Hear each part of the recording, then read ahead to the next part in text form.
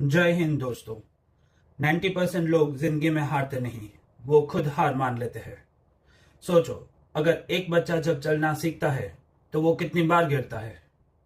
10 बार, 20 बार। कभी सिर पर लगता है, कभी घुटना छिल जाता है।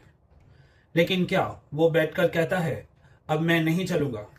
नहीं, वो बार बार उठता है और धीरे धीरे चलना ही नहीं, दौड़ना सीख जाता है।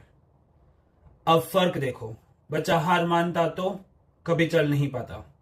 हम बड़े होकर क्यों भूल जाते हैं कि गिरना ही सीखने का हिस्सा है।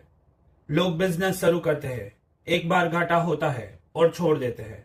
पढ़ाई में फेल होते हैं और सोचते हैं कि शायद ये मेरे बस का नहीं। असलियत यह है कि हार सिर्फ तब होती है जब आप उठना बंद कर देते हो। दोस्तों, याद रखो, असली हारने वाला वो नहीं जो गिर गया, बल्कि वो है जिसने उठने की कोशिश ही छोड़ दी। तो कभी मत रुकना, कभी मत झुकना, क्योंकि जीत उसी की होती है जो आखिर तक डटा रहता है।